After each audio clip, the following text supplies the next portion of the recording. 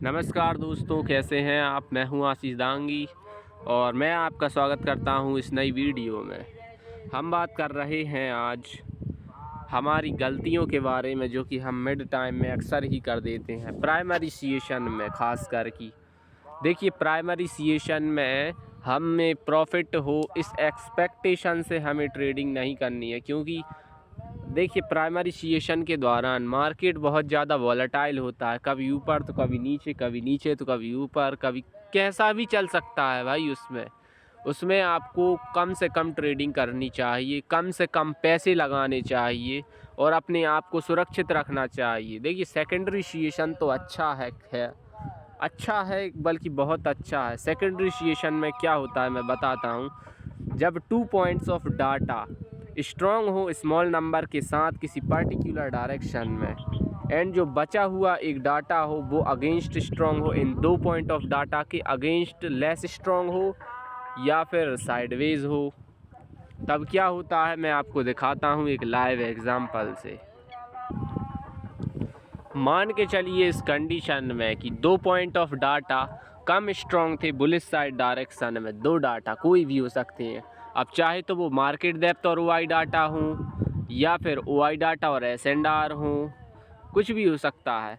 तो 2 point of data less number के साथ स्ट्रॉन्ग हो, यानी कि कम स्ट्रॉन्ग हो, ठीक है, और उनमें से एक बचा हुआ डाटा उनके अगेंस्ट में लेस स्ट्रॉन्ग हो या साइडवेज हो, ठीक है, तब इस पॉइंट से लौटने के चांसेस ज़्यादा होते हैं, क्योंकि इधर पे रेसिस्टेंस है और साथ में इधर पे प्राइमरी ट्रेड को तो आप कम ही महत्व दें, आप सेकेंडरी ट्रेड में पैसा बनाने की कोशिश करें।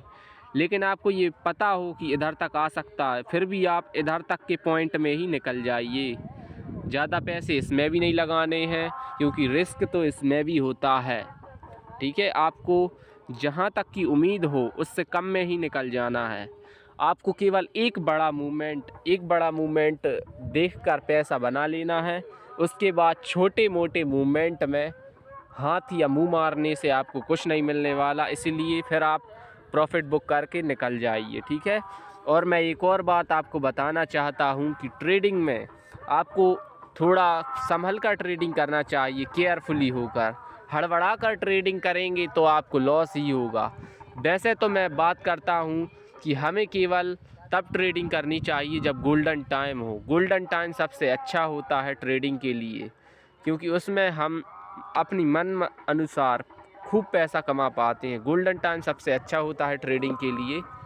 आपको हर दिन ट्रेडिंग करने के लिए मैं नहीं बोलता, मैं बोलता हूँ महीने में केवल 10 दिन करिए, काफ़ी है, पर्याप्त है। छोटे प्रॉफिट और बड़े नुकसान से अच्छा होगा कि आप ट्रेडिंग से दूर ही रहें। इसलिए मैं कहता हूँ हमेशा आप ट्रेडिंग जब भी करें तो आपको इतना कॉन्फिडेंस होना ही चाहिए कि हम लॉस नहीं करेंगे, ठीक है। आप लॉस नहीं करेंगे कभी भी, और हड़बड़ा कर भी नहीं करना है ट्रेडिंग। अक्सर हम ये सोच लेते हैं कि अरे ओआई डाटा को देखकर, अरे ओआई डाटा इस साइड स्ट्रॉन्ग है तो चलो लगा देते हैं इस साइड, अरे ये इस साइड स्ट्रॉन्ग है तो चलो लगा देते हैं।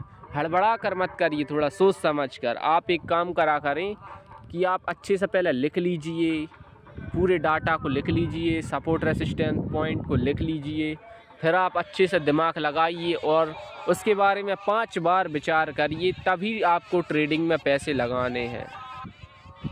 हमें इस मार्केट में एक महीने में केवल 10 दिन ही ट्रेडिंग करनी है, बाकी के समय हमें अवॉइड करना है। ये क्या होता है कि आजकल हम ज़्यादा मोटिवेशन देखते हैं, वो बताते हैं समय की कीमत को समझो, ये वो फलाना। समय महत्वपूर्ण है ये मानते हैं, लेकिन ट्रेडिंग जो स्टॉक मार्केट होता है वो समय से काफ़ी पीछे चलता है और उसमें भी वो काफ़ी लॉस वगैरह दे सकता है। इसलिए बचकर चलना, क्योंकि स्टॉक मार्केट में आधे से ज़्यादातर समय ऐसा होता है जिसमें मार्केट ट्रैप करने का सोचता है रिटेलर को। अगर आप ट्रैप वाले समय में ट्रेडिंग करेंगे तो आप भी ट्रैप हो सकते हैं, इसलिए आपको बच के रहना है। ट्रेडिंग को बहुत संभल कर करने की ज़रूरत है आपको। आई होप आप लोग समझ रहे होंगे। बल्कि मेरा मानना तो ये है, आप एक महीने में 10 दिन अगर ट्रेडिंग कर रहे हैं तो आप उसमें नुकसान ना करें। भले ही प्रॉफिट छोटा करें लेकिन नुकसान बिल्कुल ना करें, समझे आप। आई होप आप लोग समझ गए होंगे। धन्यवाद मेरी वीडियो को देखने के लिए और अपना दिमाग लगाते रहें।